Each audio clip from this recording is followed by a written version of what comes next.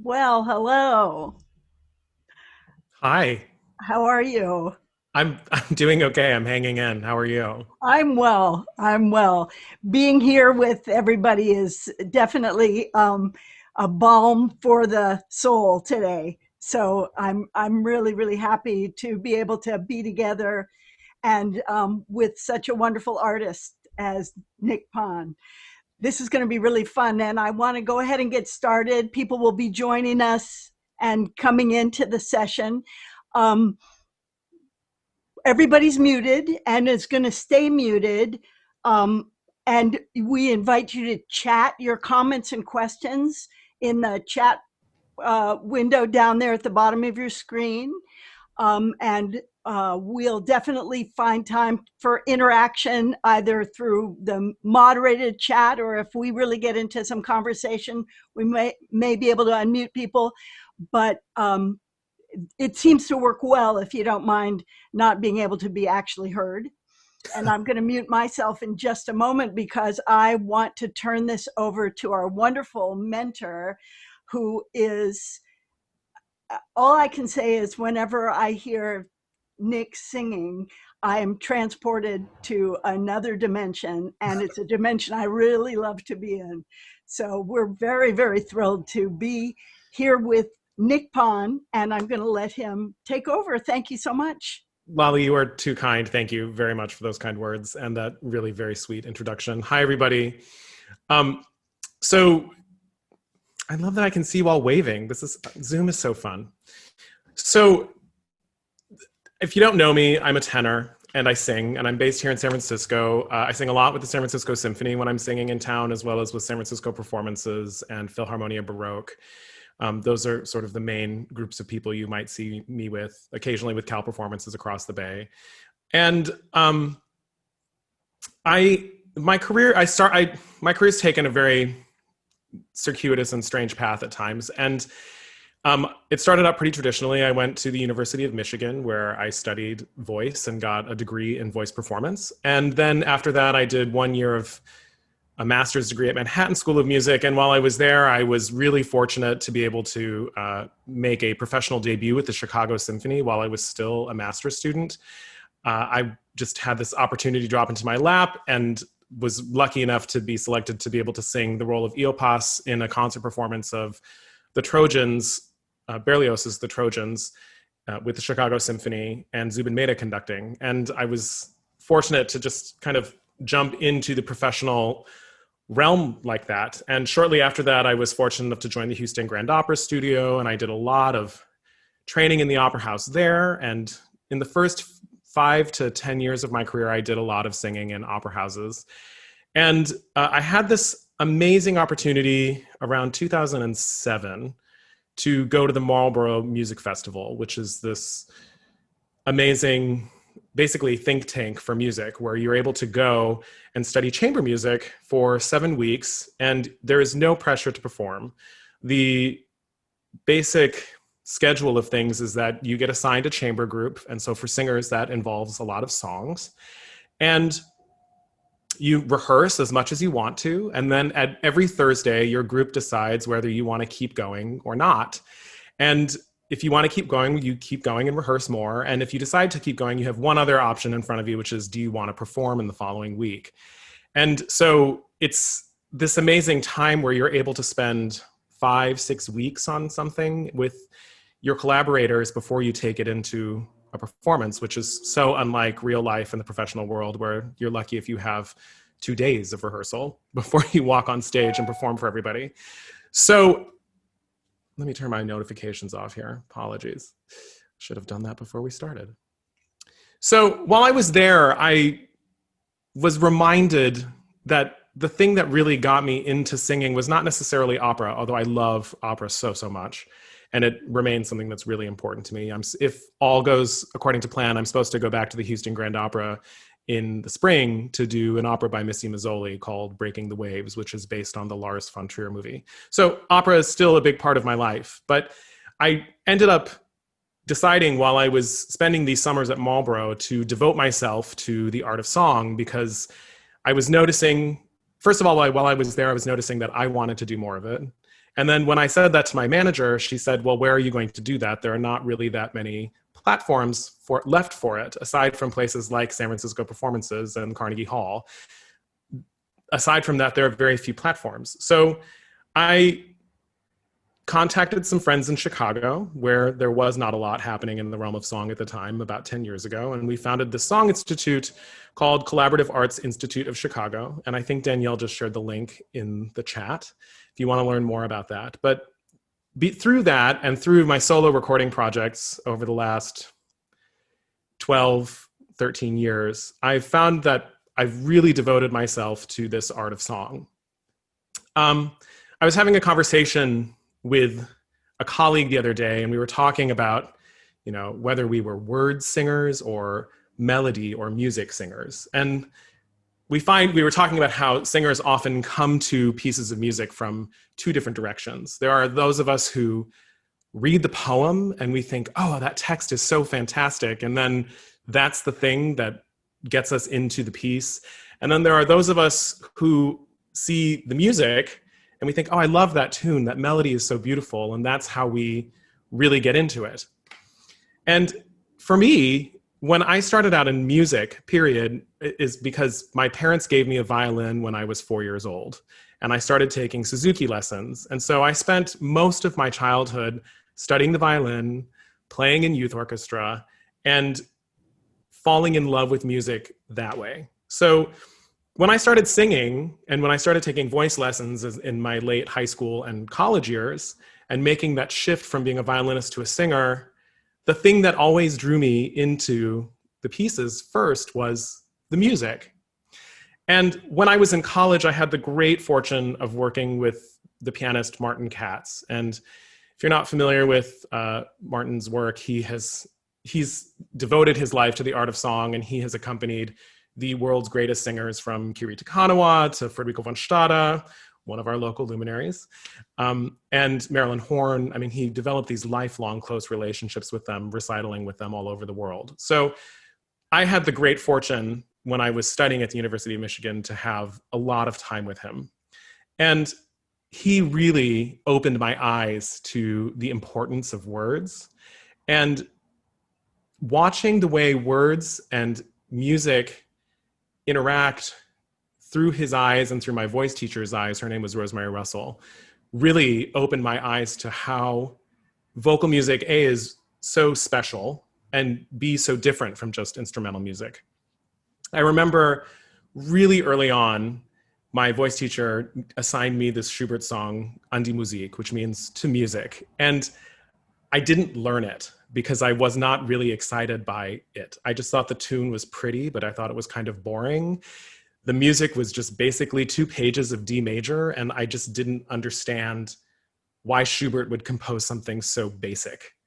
And so I went into my lesson thinking, oh, this music is too easy, and I'm not interested. And then it was really apparent within about 5 minutes that I did not know my music.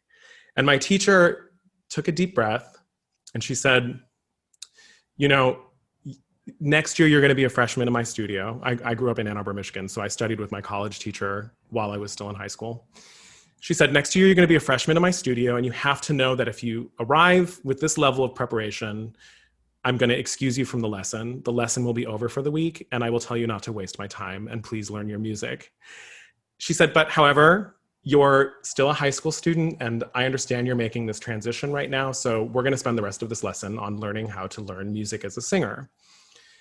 The lesson ended up saving me, probably hundreds of thousands of dollars in coaching money, because she taught me how to teach myself. And so that was a really valuable lesson on that. But then later, once I started studying German and began to understand what the words were to the song, and then seeing why Schubert chose to set it this way. The poem is all about saying music is the thing that gets us through these hard times. And its simplicity and its beauty is what carries us through. Thank you, music. It's a simple, beautiful, profound message. You see why he creates something so beautiful and simple. And now, ironically, because now I understand the interchange between the words and the music, the Schubert is one of my favorite songs. Today, we're going to focus on English because I'm assuming that for most of us, that is our first language, or we at least have enough fluency with it that there's an immediacy there when we start discussing musical examples. So we're going to focus on English songs today. But I just want to start off by saying that what I learned and what I sort of try and teach now to students when they come across my path, as in my older age, is that I feel as singers, we have this unique challenge in front of us in that we are working always with two scripts. Actors have the script of the written text, and that's what they work with. And instrumentalists have the script of the musical score that's in front of them.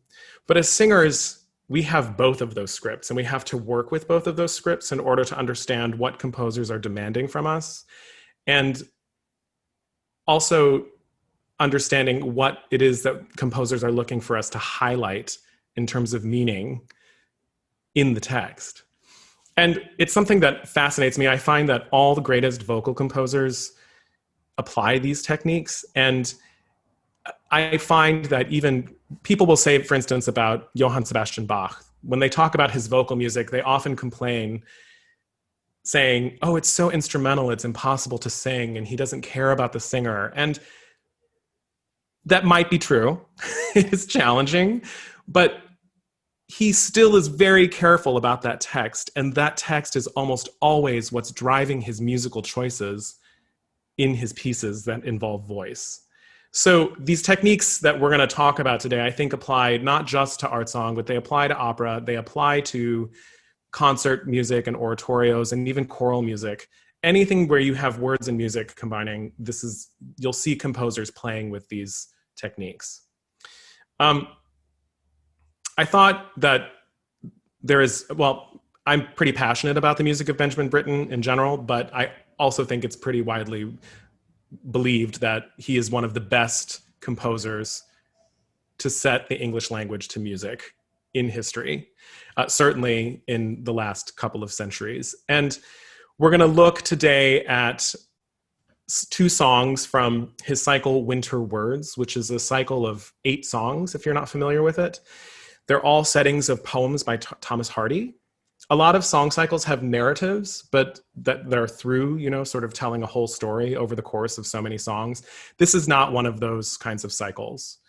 There's themes that interlink all of these songs together, but they all tell 8 individual mini stories. In a way, they're sort of like 8 little miniature one-act operas or vignettes.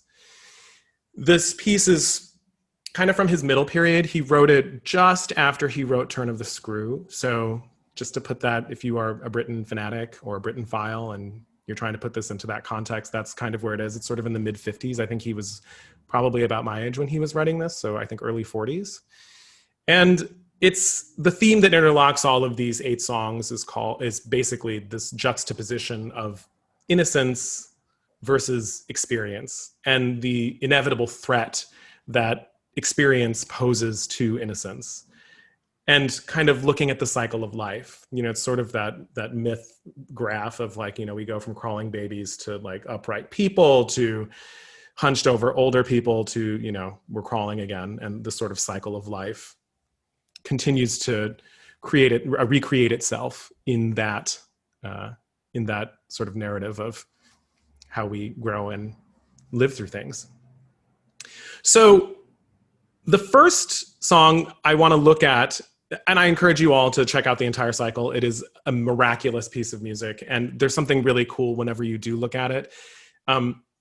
He structured it like a palindrome, which I don't know if you're not a math person, a palindrome is a number that if you reverse it or flip it, it still looks the same. So 1001 is a palindrome, because if I took the last number and put it first and took the first number and put it last and reverse the order, it's still the same number. So the structure of his cycle is sort of the same, where he kind of has 1 and 8 correspond to each other, 2 and 7 correspond to each other, and so on and so on.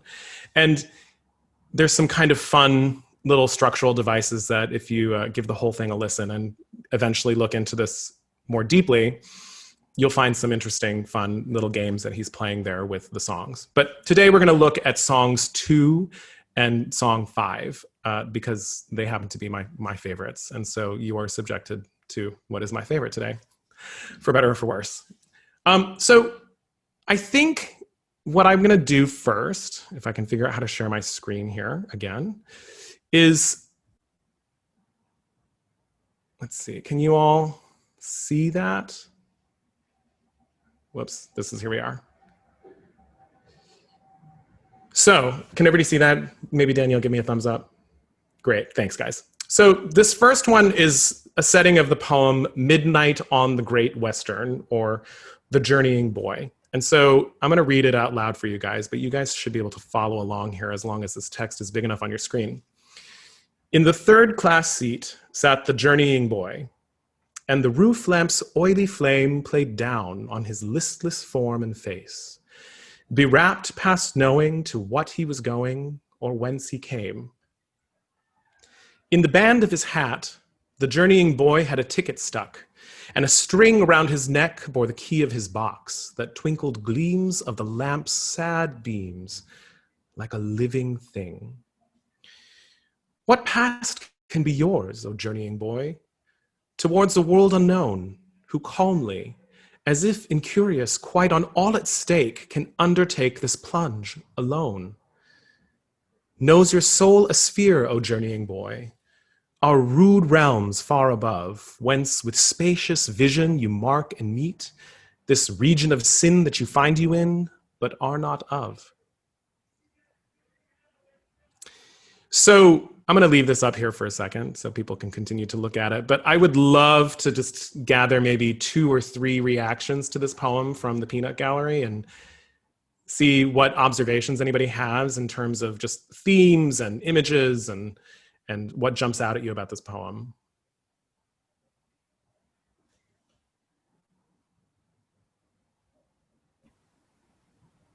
If anybody has any thoughts, go ahead and chat them or raise your hand. Actually, with the screen shared, I can't really quite see gallery. I'm sorry, then I'll stop doing that. Actually, it's nice. It's fine. Good to see everybody. Hi again, everybody. I love the ambiguity of the ending myself, of but not of. Here's somebody who has a comment, a beautiful coming of age story. The train imagery is like life and time pushing forward. So what I love about that observation is you get the motion, right? There is this sort of perpetual motion about this poem that can't be stopped, right? Just like time, as you say, pushing forward. That's really great, Giacomo. And again, wistful, a bit sad, concern. Thank you, Casey. Concern for the boy. This is that whole idea that I was talking about in terms of innocence versus experience. Clearly, the person who's observing this boy is, I would imagine, someone who's older. And the boy is alone on a train. So there is this sort of inherent aloneness. Thank you, Cordy. The kid is alone, and therefore there's this sort of inherent threat around him, but clearly the kid doesn't seem to be afraid of any threat. What I would love to solicit now, if I could get like 2 or 3 observations or just guesses, and there are no right answers to this, and if you don't know this song, all the better. But what would you imagine that Benjamin Britten is going to do musically? Like, what is he going to try to evoke, and how is he going to play with this? Again, there's no wrong answer here. It's just, this is the fun of like what a composer's job is, right? It's totally imagination and play.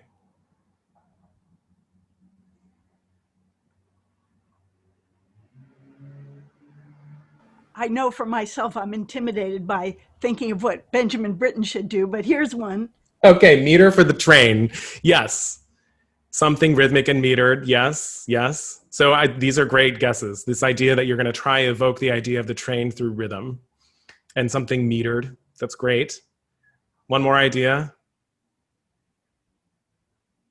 Ceaseless motion, but quiet with the rhythm. Yes. Again, perpetual motion. These are so great. Thank you, Giacomo, Stephen, and Cordy. So I'm going to go back to nebulous due to the light. Oh, you guys, these are great observations. Sparse, simple. You know, the thing about Britten's music is that he achieves simplicity, or what sounds sort of simple, but to us as musicians causes a lot of stress because he's a very demanding composer. But yes. So I'm going to share the score for those of you who can, I assume many people here read music. I'm going to share the score if I can find it here again. Here we go. Whoops, there we are. So,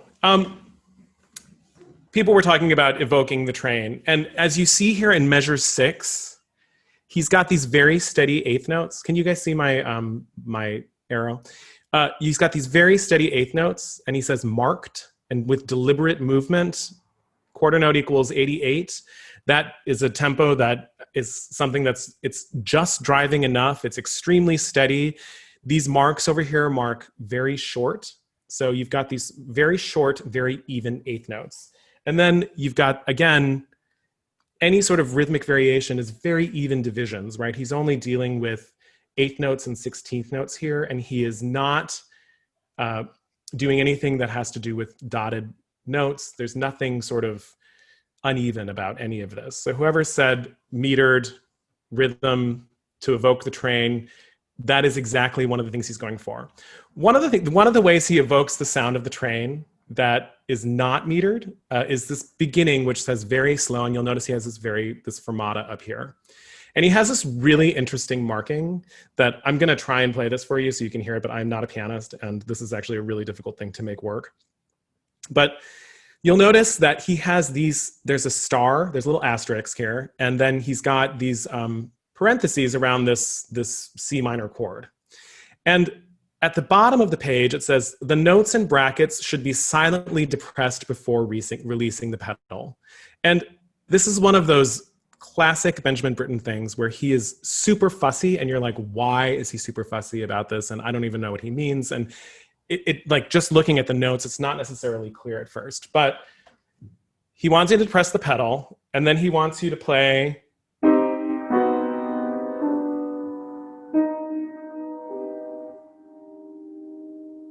And you'll hear when we play the recording, my colleague Myra does that much better. And actually it should be an octave up, sorry. So it's.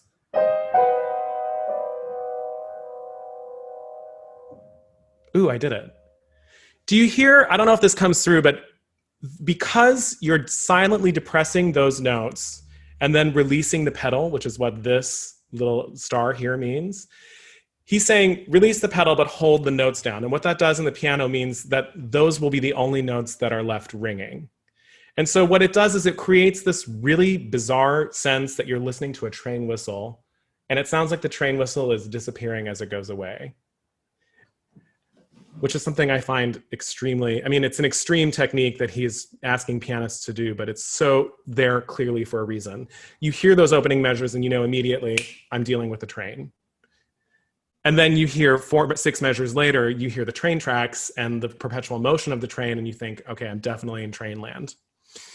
One of the other things, someone said nebulous. And when it gets to the part of the poem where he's saying, so the first 2 stanzas of the poem, the observer is looking at this boy, and he's thinking to himself, okay, so there's the guy, the kid's sitting there, he's got this, he's got that. Everything is very observatory. But you don't actually get into the observer's head at all. Here in the 3rd stanza, you'll notice in the poem, suddenly the observer is starting to ask questions. And these questions, what past can be yours, O journeying boy? Where are you going? You don't know where you're going. And again, it ends in a question mark. And you get, again, this sort of nebulous thing where Britten continues to play with this sort of C minor situation, but then these triads start to drift. And the 2nd measure, you end up here, whereas before we ended up somewhere else. And then in the 3rd measure, you go here, and then you go back here. And then suddenly over here, you're in measure 39. Do you hear how these block chords are just kind of randomly going through harmony? And they don't really seem to be going anywhere specific. It's just kind of random. And that to me creates this harmonic wandering where clearly the observer's mind is wandering. He's asking questions. He's not really sure where he is. And the other thing that's amazing about it is he gives us this lovely, which this always gives me a nightmare because I love having structure, but this instruction freely, which again, that just allows you a lot of flexibility to wander in terms of tempo. It robs everything from that rhythmic driving perpetual motion train thing that we had before. You get a bit of that on the word journeying. And again, he does something fun with the word journeying. He gives this big melisma. And I mean, he could have just said journeying boy instead of the and in 3 notes, but instead he puts all of these notes here every single time. He's painting this idea that you're on a journey with the word, and the word takes a journey over a lot of notes, over 2 measures. But he only gives you a taste of that here again when it comes to these questions again. He robs the listener and the piano of any sort of rhythmic motion. It's just open space.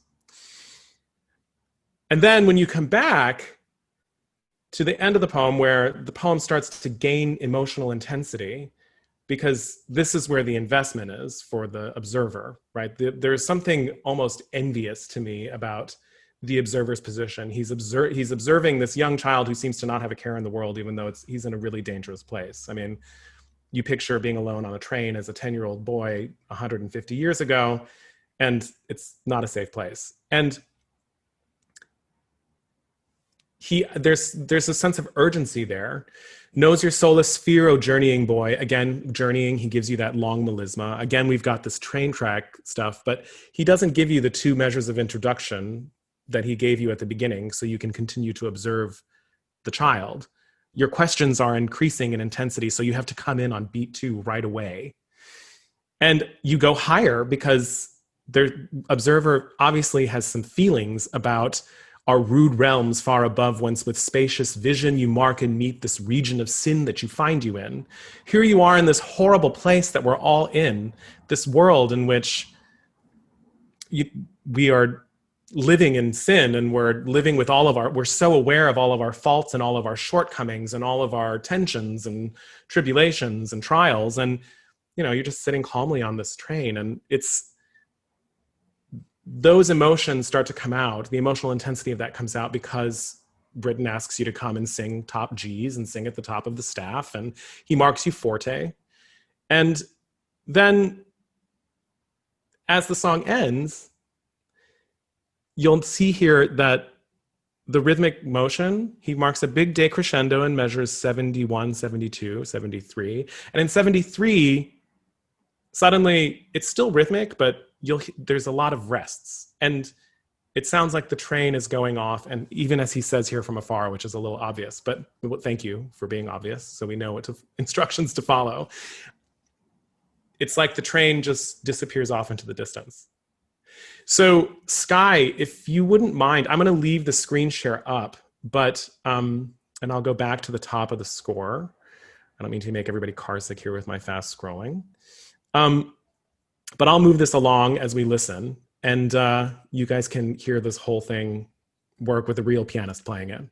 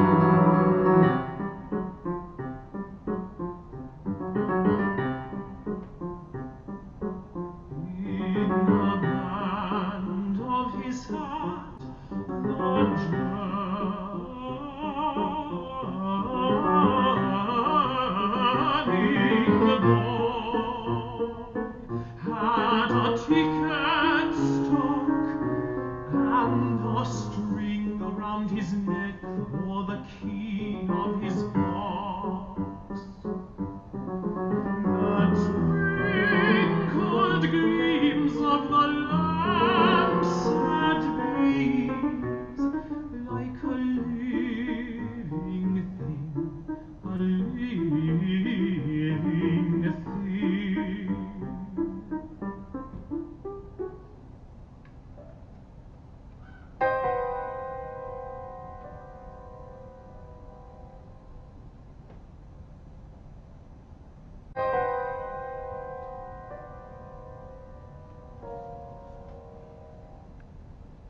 What past can be yours, O journeying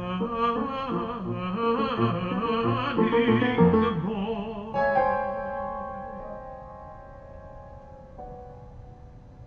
Towards a world unknown, who calmly, as if incurious quite on all at stake, can undertake this plunge alone.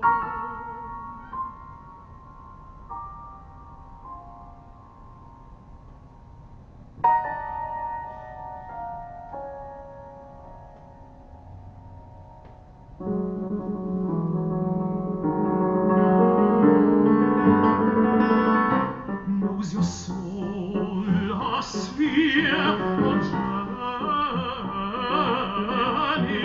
boy, a road realms far above, whence with spacious vision you mark and meet this region of sin that you find you in.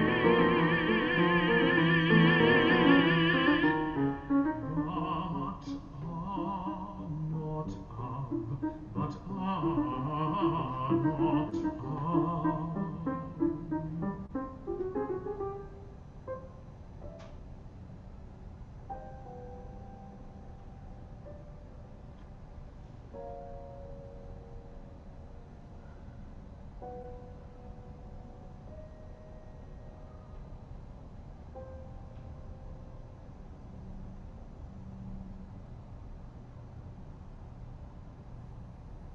Thanks, Sky.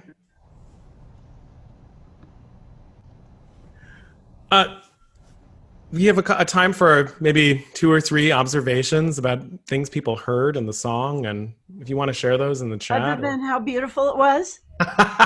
It's very, thank you. That's very sweet. It's fun. It's funny to listen to this. I haven't listened to it in a long time. These tracks are from my debut album, which we recorded in something like 2009 or 10. So it's been a while since I've listened to them. I've like uprooted my life since then and moved from New York to San Francisco, and it's funny to think back. These things are like amazing oral snapshots.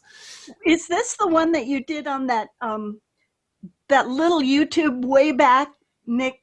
There was a performance video that, oh, I don't want to waste time with it, but I No. remember Oh being yeah, really struck by that Britain the, YouTube that you did. there was one I did in a house, and that was not from this. That was actually from my second album, which was more Benjamin Britten, and we can talk about that other more Benjamin Britten another time, and maybe we'll play something from that. But this was one before. And I put the link up on the chat in case people want to find that. Thanks so much. Philip says, what comes to your mind from the time when I first sang it to now?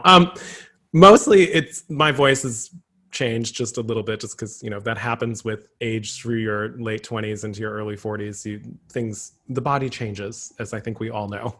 So it kind of, my voice sounds a little different, but it's nice. I mean, there were certain things back then that were so easy that, I don't know that they would be as easy now. But the song is it's one of my favorite songs in the cycle because it's so evocative of the scene. I mean, he creates such a beautiful oral picture of what a train would sound like, and gives you, by just taking these simple little devices, giving you emotional insight. I mean, normally I wouldn't think of a train motive as having any sort, or a train whistle motive having any sort of emotional content to it at all.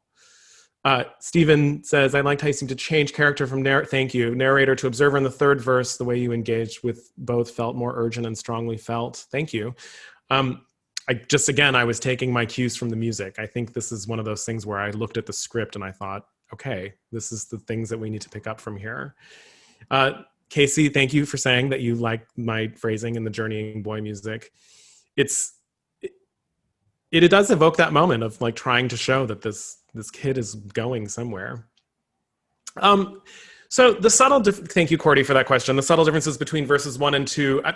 Obviously, Britain chose to set those with a repeat because they're both this sort of explanatory, is that a word? Yes, I think so.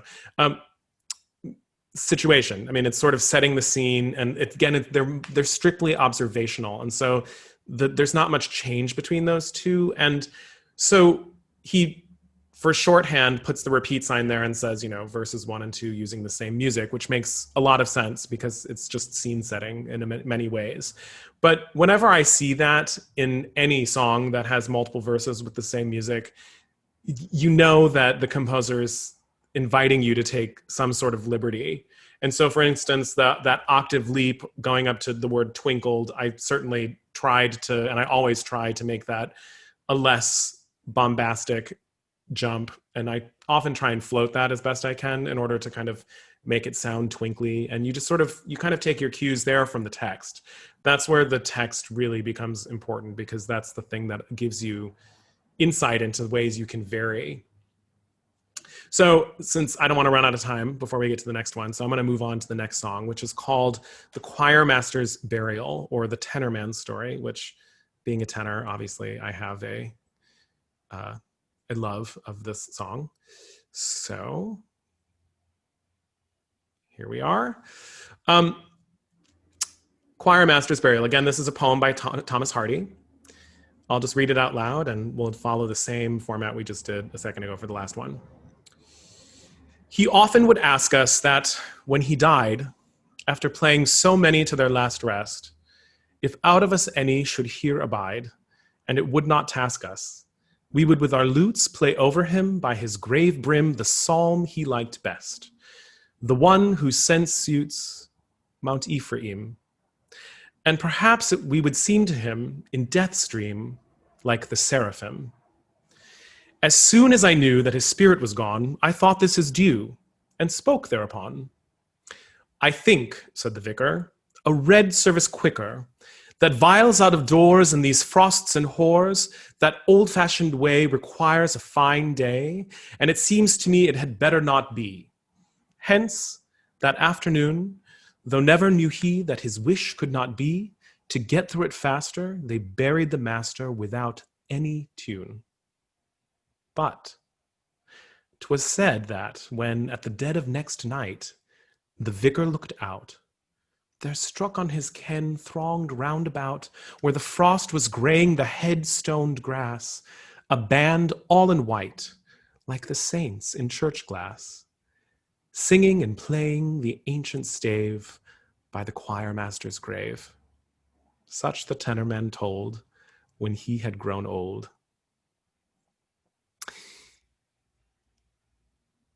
Again, 2 or 3 thoughts about this poem.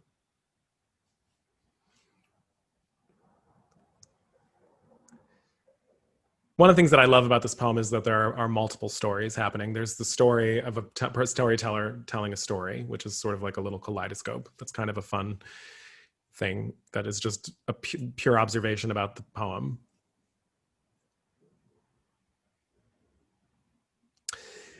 Thanks, Will. The mood seems somber, but not ponderous. Yeah, there's a solemnity to it because we're obviously remembering someone who's passed, but clearly there's a fondness for that person, which I really appreciate. And there's a story of an injustice that's been done to them. So yeah, and it's this idea that the injustice was made right by the angels. Yes, there is something very much like a ballad-like about it. And Cassandra, I don't know if you mind sort of specifying a little bit more in the chat here, but I'm going to ask you, when you say ballad, do you mean like ballad in the sense that it's a song teller telling a story, or ballad like the idea that we think of it in these times, which is sort of a slow contemplative song, or both?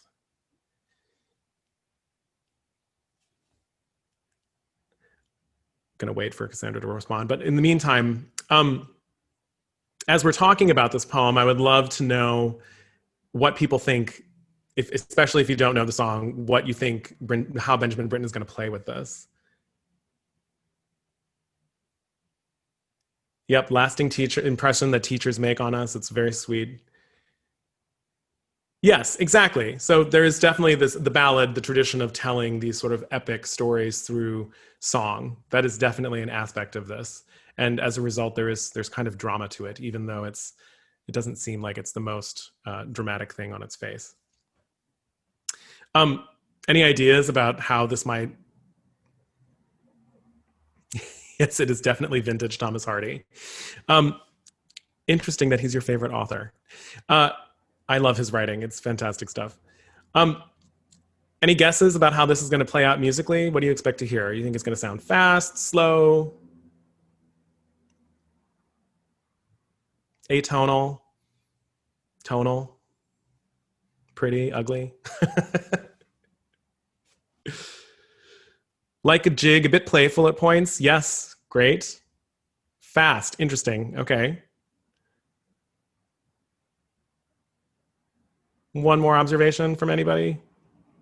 I feel like Casey's typing.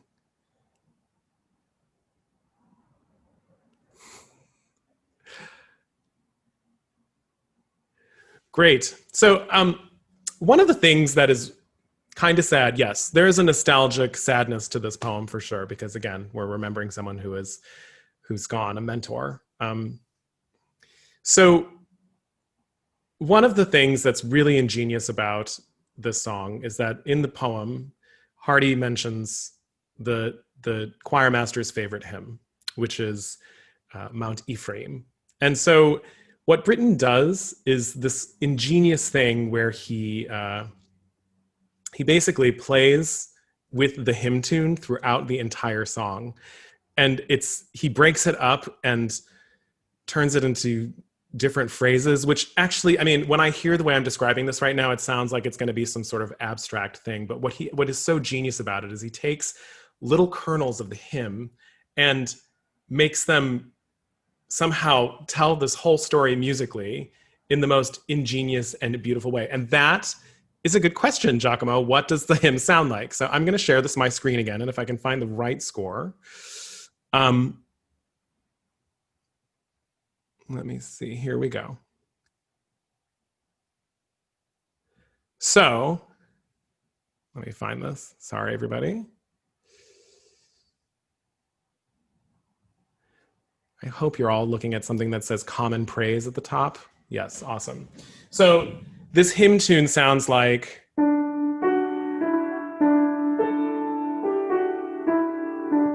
That's how it starts. But I want you to pay attention particularly to this, because what Britten does is and I'll show you, let me go back and forth between, I'll show you the score here. He transposes that even in the very opening measures.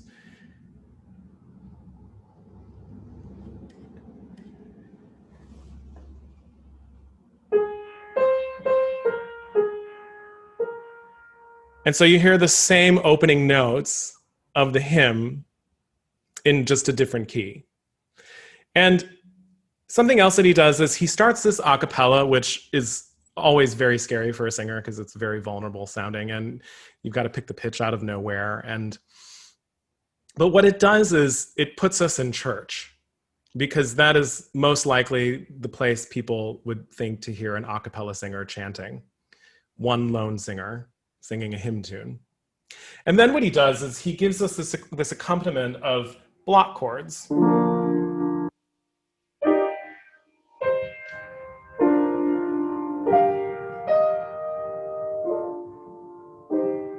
And just sounds like a church organ playing. I can't play both hands because, again, I'm not a pianist.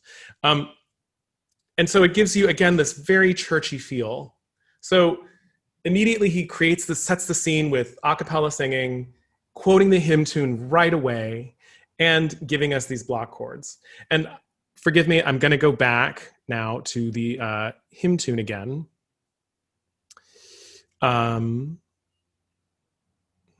Which I think is this one. And you'll notice that as the hymn goes on, and you get these dotted rhythms,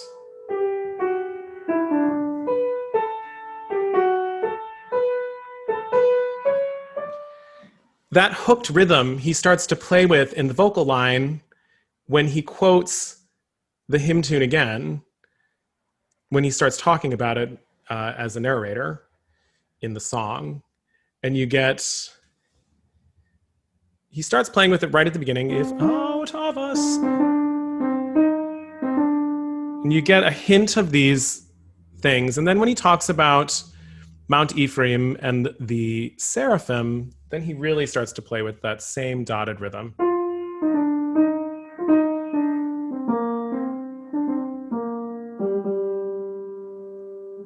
Which again, harkens back to the hymn tune. And what he does is actually he takes that just little nugget and creates a whole different beautiful melody that makes you think of it and think, oh, I remember that. But it's not necessarily the same thing. And then, so, the first stanza there is a memory saying that our teacher passed away and he asked and wished that we would do this thing.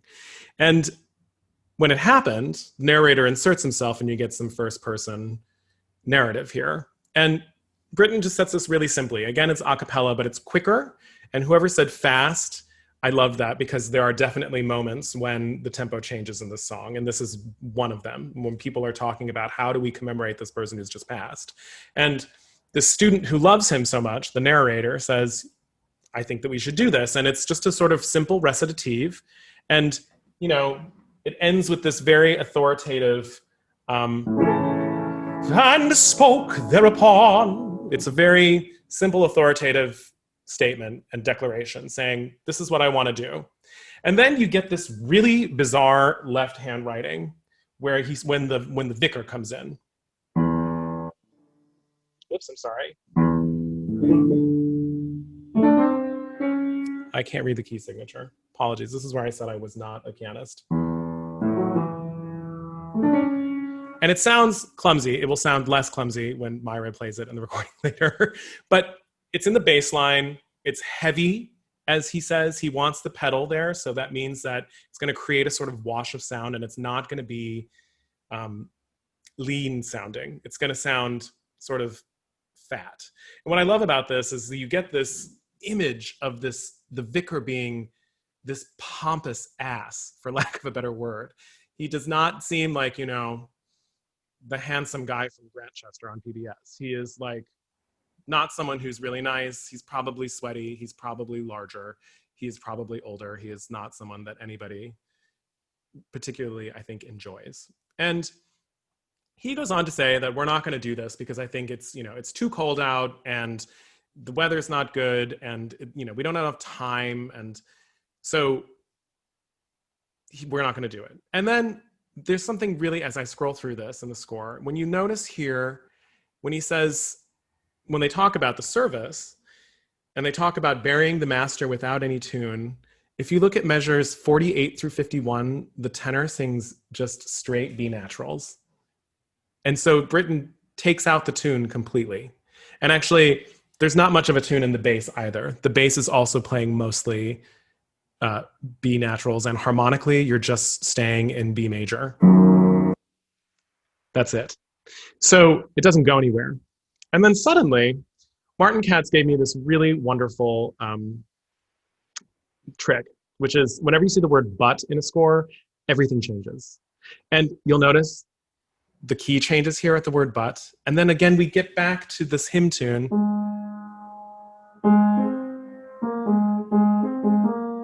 And suddenly, the hymn tune is back, and you get more of it. in measures 59 and 60. And he's talking about how suddenly there's a group of angels standing around this grave singing, and they're singing his hymn. So it's a beautiful little vignette. I can see that I'm talking too long here, so maybe we should play the song so we have a few minutes left at the end for questions.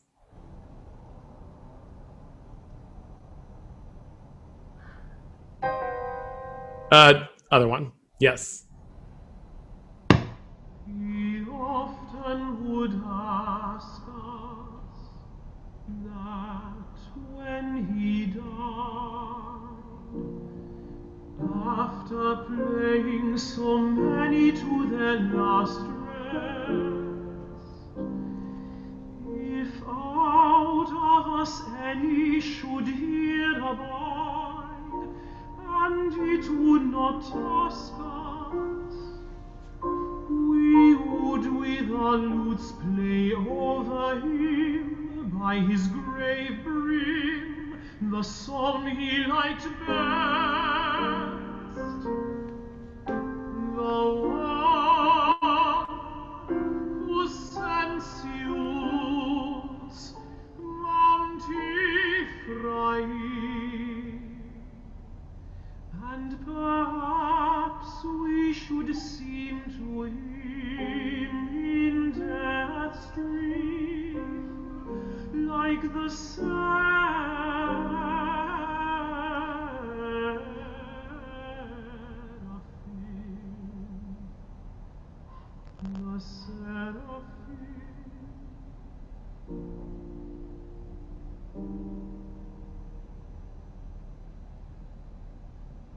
As soon as I knew that his spirit was gone, I thought, this is due, and spoke thereupon. I think, said the vicar, our red service quicker than the vials out of doors in these frosts and horns.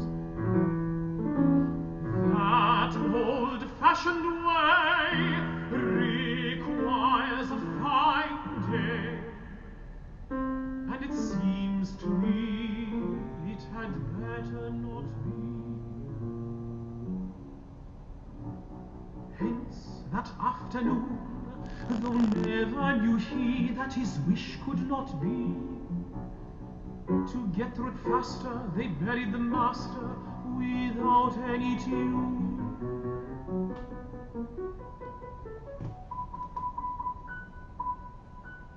But 'twas said that when at the dead of next night the vicar looked out, there struck on his ken thronged round about, where the frost was greying the headstone grass, a band all in white like the saints in church glass, singing and playing, singing, singing and playing the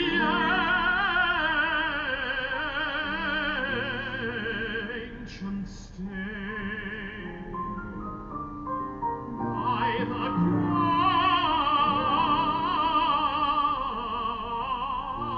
master's grave.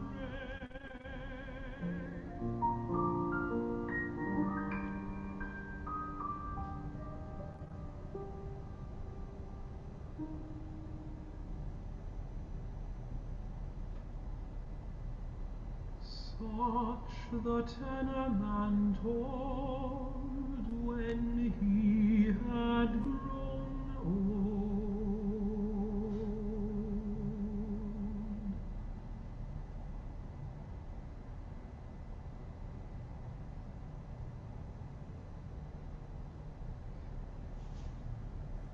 Thanks, Guy. It's such a beautiful song. It's one of my favorite things he wrote. It evokes so much love for that teacher, and I mean, I have so many teachers that I feel that way about in my own life. So it's, I don't know. And I think we all lost a mentor yesterday. So I think there's a lot there that kind of emotionally resonates with it.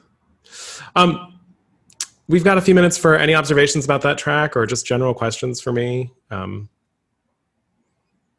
I really love how the music kind of gets a little pompous when he's about to say, "Oh, we can't go out and sing it." You just get this sort of weight of him. It's so funny to see what a composer does when they're consciously trying to write something ugly, something unpleasant. And that definitely communicates there. Thank you so much, Joyce. That is very sweet of you to say. I really appreciate that. I was doing my best to bring out the character of the vicar. Thank you, David. This is great. Are there any other questions for me? Anything?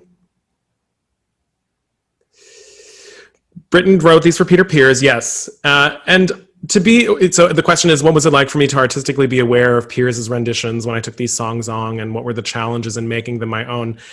I always listen to Pears as an inspiration, particularly when it comes to listening to how he deals with the text. So listening to him is, it's always something that inspires me, and I don't actually necessarily feel like, there's always the challenge of any recorded music that's been recorded by any great singer to, kind of to do it yourself is daunting, and you want to kind of not try and be them necessarily, but you want to live up to the reputation they've obviously established with it. And with Pears, knowing the thing I often think about with Pears first is just that Britton and Pears were life partners.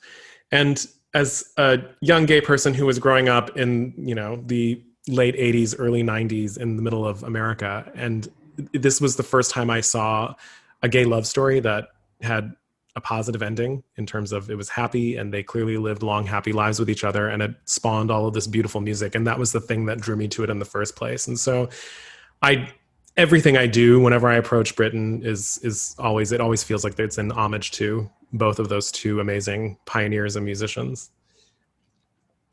Yes, it does seem like Britton caught the sense of a volunteer choir and their love of singing. Yes, thank you, Cordy. Thank you, Cassandra.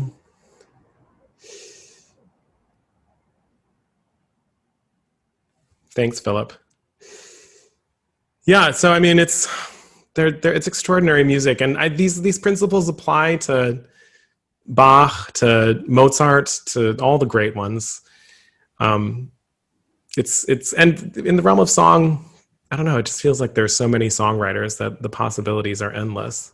It's always really interesting to see, especially how composers deal with the same text, which maybe is fodder for another session some other time. Definitely. What's really wonderful is you've allowed us to have a glimpse into the detailed world of reflection on the parallel scripts, as you call it, because it's something that you do so naturally as part of your work. And you've really got it dialed in, and so getting a chance to see that level of detail, it really opens a door for us all, I think. Well, thanks. The thing that I always try and maybe this is one of the things that I'll leave you with everybody with today, is that it's so, especially as Americans, as we approach music, we often feel like we're approaching Western classical music from the outside in many ways, particularly with these European composers. There's this great long European history and tradition of classical music, Western classical music, and it's so easy to sort of look at it up here as this sort of fixed thing that always was. But when you start looking at it as two scripts, you start to realize that composers were making choices. And they weren't making choices willy-nilly. They were making these choices for a reason. And once you start to see those choices and the choices that they made and understand that they're not to be taken for granted, it unlocks this whole realm of imagination that makes you, I don't know, it just makes me marvel at what all of these composers do. It's an extraordinary thing. And I think any great artist the main thing we have to kind of keep intact is our sense of wonder. And so marveling at these choices that composers, both living today and past, are marveling at the choices they make is marveling at their genius. And how lucky are we to be able to enjoy that? Well, you've really helped us enjoy it more. Well, good. I'm glad. Thank you so much. This was really, really fun. I'm not going to be sending out a specific survey for this workshop because, it's like, how much did you enjoy it? But if you have comments and thoughts about it, I would please do send them to me. I'll be sending out an email just to let you know when the recording is up so you can come back and watch it. And all I can say is, Nick, thank you so much for just illuminating our day. Oh, well, thank you very much for having me. It's great to be with all of you. Thank you all for tuning in today. And I can see you applauding. That's so sweet. Thank you so much.